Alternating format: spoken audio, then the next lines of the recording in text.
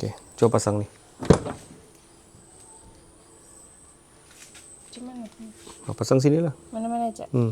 Macam tu lah. Dengar lo, adakah beza dia? Okey. Okey, coba tutup. Assalamualaikum guys. Okey, hari ni kita mau tes. Ada satu barang yang tengah trending viral lah. Ini dia getah.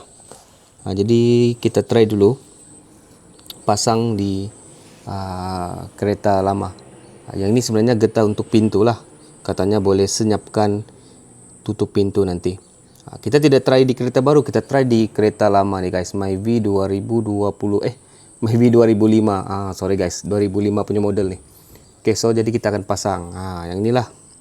Yang ini getah penyerap bunyi untuk pintu. Jom. Tapi kita tanya dulu orang perempuan. Cang, tengok apa nih? Sapit. Hah? Sapit kain. Sapit kain? Bukan, ini sapit tali pusat. Iya kan, dia dari sapit pusat. Bukanlah, Getah ini pula ni. ya getah. Ini untuk pintu nih, untuk pintu.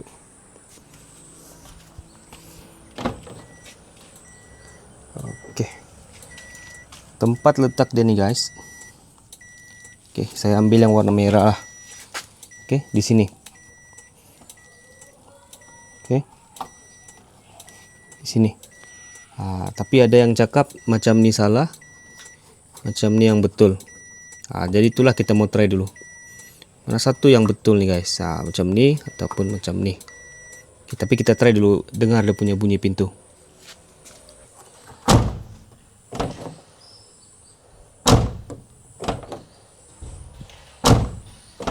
Oke, macam kuat jugalah bunyi dia. So kita try macam ni.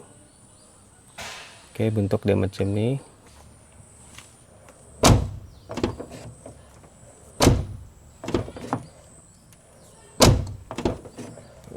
Macam tiada beza juga. Oke, nampakah di sini dia ada hitam. Kalau kita tengok di sini, oke, kedudukan dia tuh sebenarnya dia di sinilah. Tapi betul atau tidak, dia boleh menyerap bunyi. Dia bukan berada di dalam, dia di luar sini. Tengok bentuk dia pun macam sama guys.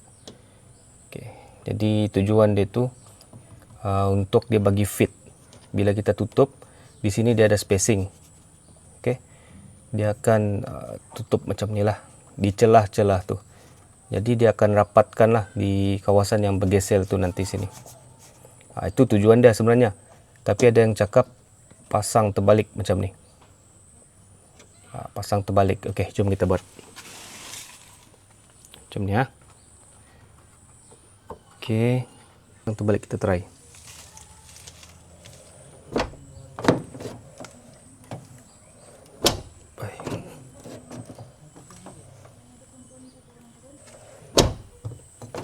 Dia tidak mau rapat pula.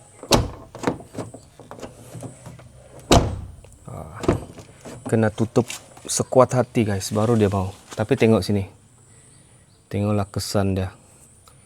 Jadi sekarang saya mau tanya lah, macam mana dia punya cara pasang, macam ni atau macam ni? Sebab bila dia macam ni guys, oke, dia jadi dia tidak ikut dia punya shape.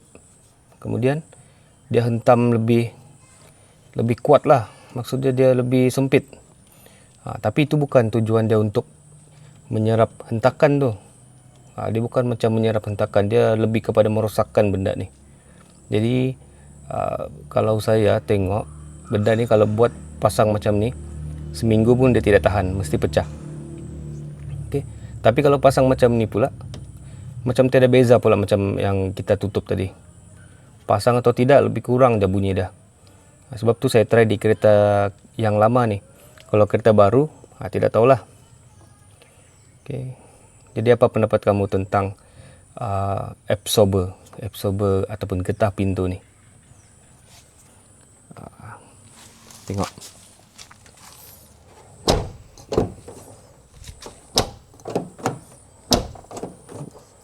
Lepas tu pintu pun susah mau tutup. Pintu jadi susah tutup, tengok. Jadi kalau bagi saya benda ni, daripada kamu beli, iyalah saya tahu benda ni murah aja. Daripada beli yang ni, bagus kita invest cari soundproofing untuk pintu. Contohnya pasang getah seal, getah lining di sini, itu okey. Boleh mengurangkan bunyi. Okey. Okey, coba pasang ni. Macam mana?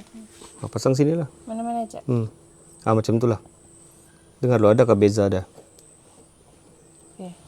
Okey, coba tutup. Sama aja. Sama aja. Sama aja. Kau terbalik. Coba kasih terbalik. Okey. Okey.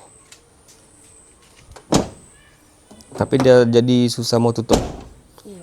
Mau berhabis, mau kuat-kuat baru. Baru dah kencang. Tapi macam tidak function juga. Sama aja. Kamu dah beli.